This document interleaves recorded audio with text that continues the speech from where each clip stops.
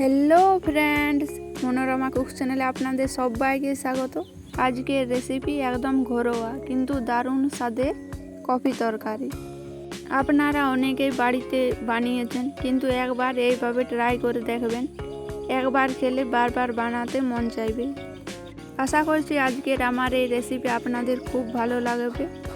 আর আমার চ্যানেলে নতুন হয়ে থাকলে চ্যানেলটিকে সাবস্ক্রাইব করে পাশে থাকার অনুরোধ। রেসিপি বানানোর জন্য প্রথমে একটা মাঝারি সাইজের কফি কুচি করে কেটে ধুয়ে নিয়েছি, আর মাঝারি সাইজের 3টে আলুকে টুকরো টুকরো করে কেটে নিয়েছি। এখন কড়াইতে পরিমাণ মতো সরষের তেল গরম করে দিয়ে দিচ্ছি ফোড়নে আছে 2টো শুকনো লাল লঙ্কা, হাফ চা চামচ মতো গোটা জিরে আর একটা তেজপাতাকে টুকরো করে দিয়ে দিয়েছি। ফোড়ন কয়েক সেকেন্ড নাড়াচাড়া করে এর মধ্যে দিয়ে দিচ্ছি কেটে রাখা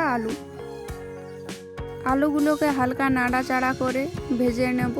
তার জন্য দিয়ে দিচ্ছি সামান্য পরিমাণে হলুদ গুঁড়ো ও লবণ। আলু এইভাবে হালকা নাড়াচাড়া করে একটু রং পরিবর্তন করে ভেজে নিলে খেতে খুব ভালো লাগে রান্নাটা। আলু হালকা নাড়াচাড়া করে ভেজে নিয়েছি। এখন এর মধ্যে দিয়ে দিচ্ছি কেটে রাখা পেঁয়াজগুলোকে আলুর সাথে মিশিয়ে নাড়াচাড়া করে ভাজা করে নেব। পেঁয়াজও হালকা নরম করে ভেজে নিয়েছি। এখন এর মধ্যে দিয়ে দিচ্ছি 1.5 চামচ মতো আদা রসুন ও পাকা লঙ্কা বাটা। তার জন্য আদা রসুনের কালারটা লালচে হয়ে গেছে। আদা রসুন হালকা নাড়াচাড়া করে ভেজে নিয়েছি। এখন এর মধ্যে মাঝারি সাইজের 2টো টমেটো কেটে দিয়ে দিলাম। টমেটো একটু নরম করে ভাজার জন্য এর মধ্যে দিয়ে দিচ্ছি সামান্য পরিমাণে লবণ। এখন সব কিছুকে মিশিয়ে নিয়ে ভাজা করে নেব। আমি টমেটো একটু বড় করে কেটে দিয়েছি যাতে তরকারিটা দেখতে ভালো লাগে। টমেটোর কাঁচা গন্ধ চলে গেলে এর মধ্যে দিয়ে দিচ্ছি বাটা মশলা, যেটাতে ধনে জিরে গোলমরিচ বাটা আছে। আমি রান্নাটা বাটা মশলা দিয়ে করছি, আপনারা চাইলে গুঁড়ো মশলা দিয়েও রান্নাটা করতে পারেন। আমি বেশ কিছুক্ষণ সময় নিয়ে মশলাকে খুব ভালো মতো ভেজে নিয়েছি। মশলার তেলও ছেড়ে দিয়েছে।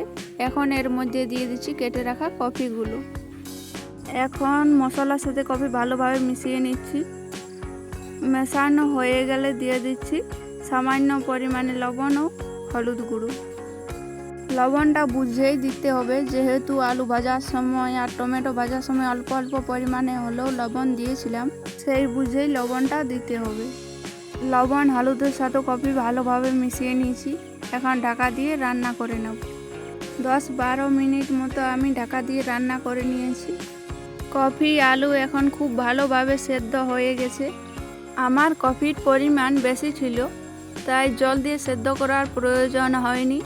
এমনিতেই কফি থেকে অনেকটা পরিমাণে জল বেরিয়েছে। আপনাদের কফির পরিমাণ কম হলে তখন জল দিয়ে সেদ্ধ করে নিতে হবে।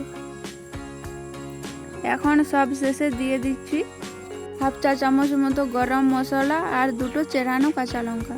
এরপর কফির মধ্যে যে জলটা আছে সেটা শুকনো না হয়ে যাওয়া পর্যন্ত আমি বেশি আছে ভালোভাবে নাড়াচাড়া করে রান্না করে নেব। আমি আরও 5 মিনিট মতো নাড়াচাড়া করে কফির জল শুকনো করে নিয়েছি। দেখতেই পাচ্ছেন আপনারা কফির মধ্যে আর সেরকম জল নেই। আমাদের একদম পারফেক্ট ঘরোয়া কফির তরকারি তৈরি হয়ে গেল।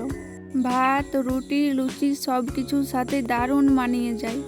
আশা করছি আজকের আমার এই রেসিপি আপনাদের ভালো লাগবে।